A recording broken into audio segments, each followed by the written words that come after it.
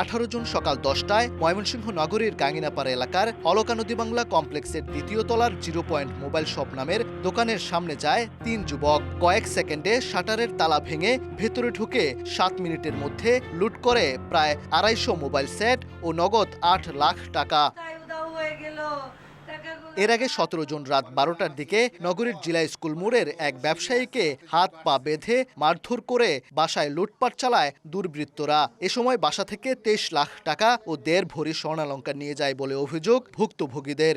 7 সেকেন্ডের মধ্যে আমার তালা কাটটা দোকানে ঢুকে সম্পূর্ণ প্রোডাক্ট নিয়ে তারা বের হয়ে গেছে। আমার হাত এরকম ভাবে মুসরায় ধরিয়া বাইন্দা ফেলাইছে, রশি টসি তারা নিয়ে আসছিল, মুখ বাইন্দা ফেলাইছে, চোখ বাইন্দা ফেলাইছে। যারা জীবনের কষ্ট নিয়ে গেল আমি তিল করে এই কষ্টগুলো আমি জমাইছি।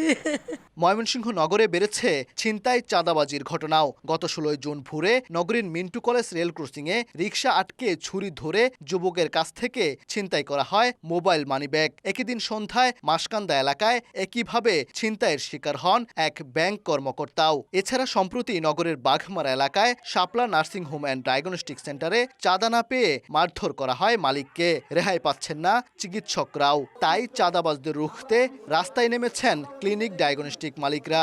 কলারে ধরে শার্টের বোতাম টোতাম শার্ট ছিঁড়ে ফেলাইছে, অনেক মায়ের দূর পড়ছে।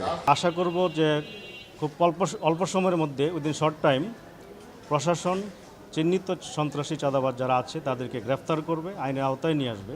নিয়মিত এমন ঘটনায় আতঙ্কে নগরবাসী। সমাধানের দরকার না, আমরা চলাফেরা করবো কিভাবে স্বাধীনভাবে।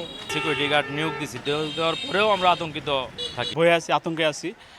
এটা আমরা সমাধান চাই। নাগরিক সমাজের প্রতিনিধিরা বলছেন, আইন শৃঙ্খলা বাহিনীর সদস্যদের ব্যাপক রদবদল হওয়ায় নতুন দায়িত্বপ্রাপ্তরা অপরাধী চেনেন না। আর পুলিশ বলছে অপরাধে জড়াচ্ছে নতুনরা, যাদের নেই রেকর্ড বুকে নাম।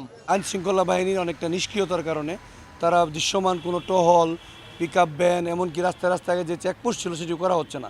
দেশে সেনাবাহিনী মিষ্টি সহ মোতায়েন আছে, র্যাব আছে, পুলিশ আছে, তারা একটু সক্রিয় হলে এটি সমূলে বিনাশ করা সম্ভব। আমরা তাৎক্ষণিকভাবে হয়তো অপরাধীদেরকে ধরতে পারছি না এখনো, তবে যেগুলোকে আমরা ফলো করছি, যে ঘটনাগুলো ঘটেছে, আমরা খুব তাড়াতাড়ি তাদেরকে আইনে আওতায় আনতে পারবো বলে আমরা বিশ্বাস করি। চলতি মাসে এ পর্যন্ত কোতোয়ালি মডেল থানায় দায়ের করা চুরি ছিনতাইয়ের 5টি মামলায় গ্রেফতার করা হয়েছে 26 জনকে।